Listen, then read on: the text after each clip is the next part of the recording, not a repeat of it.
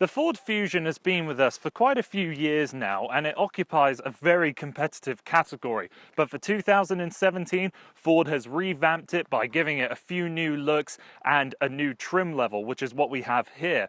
The Sport. It packs a 2.7 litre V6, has quad exhaust, a black mesh grille, and a few other things to differentiate it from a regular Fusion. But the question is, if they're trying to push this car as a sporting car, does this Fusion offer enough to be a car that you want to drive? Well, that answer is coming up here on the Drive Guide.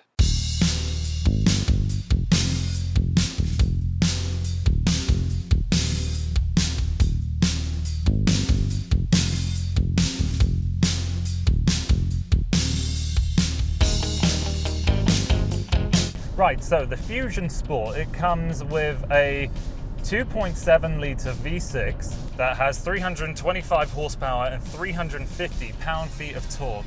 And when you're driving along the highway here, it's nicely refined, you don't really notice it. The car is reasonably quiet. I've definitely been in quieter cars for this price point, but overall not too bad. One problem I do have with this car is sort of the seating position. So for one, the seat bottoms are nowhere near long enough for someone like me, and to get a position where my legs are comfortable, I feel really far away from the steering wheel. So all in all, I can get into an okay driving position, but I'm not completely satisfied. The interior materials are fairly good. I do like the stitching here on this leather steering wheel. There's definitely quite a few soft touch plastics, but they're of good quality.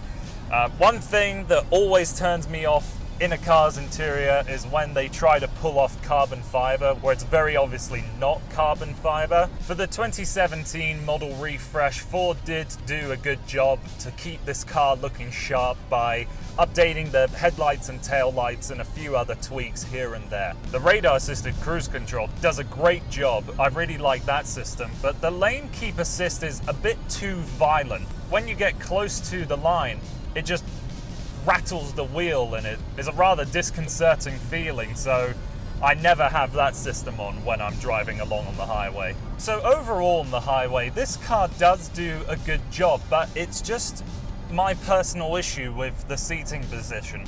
I know that after an hour's long journey, I'm ready to get out of this car, but if you're under 6 foot, I think you'll be very happy in this car. Now let's get off of the highway now and see how much of a sporting character this Fusion actually has when we throw it into the twisties. Okay, so we're now in the twisties, and this car does have all-wheel drive hooked up to its 2.7 litre EcoBoost engine, and the car has what Ford calls intelligent all-wheel drive, so it can split the power between the four wheels wherever it needs to go. As we are in a sporting environment, it's best to put the car into its sport mode. And the things that you'll note right away, one, the steering gets a little more direct, a little heavier, still a bit lifeless, you're not going to get much feel out of the road, but then the next thing is that you can then take advantage of these paddle shifters. But here's the problem. If you put this car into manual mode, like what I've just done here, if you don't pay attention and you let the car go the red line and you don't shift, the car will shift for you. And if you slow down to the point where the car needs to gear down, it'll do that too. And this is something that really bothers me with any kind of car that's claiming to be sporty or sporting. If I'm going to shift these gears manually, I want to suffer the consequences of screwing it up. I don't want the computers intervening and saying, oh yeah, you made a mistake, you can just move on. That's what makes a sports car. It's involving. This isn't Ford's fault. There's many companies out there that do that, so please don't take this rant as a rant strictly on this car. And it is a bit of a shame with this car because the upshifts in this car are fairly good. Downshifts, not so much. If you do it a bit rapidly, it will get caught up in itself. The suspension does feel a little firmer, but not aggravatingly so. This car doesn't have a lot of power up on the top end. It feels happiest when you're around the 3,000, 4,500 mark. That's where it sounds its best, and that's where the power is really being put to the ground. Is it engaging? Not really. I mean, if the steering was giving me any sort of feedback, and if the gear shifts put the responsibility on me, I think I would be enjoying this drive a lot more. The brakes in this car are nicely firm. You're not getting much feel out of them either. So at the end of the day, this car isn't all that involving. The sport trim is more sort of just that, just a trim. At the end of the day, I do like this car in this environment, but this isn't why I would buy it. It doesn't deliver enough. So saying that, let's now get out of the twisties, go into town to see what this car is like in town and if you'd want to live with it on a day-to-day basis. So this car still rides fairly well in town, still reasonably quiet. It is a very rainy day here in the valley, so you are going to hear those wiper motors going. And when you drive in town, this car really does feel smaller than it actually is, because the steering is light and a bit uneventful, so it always feels easy to place.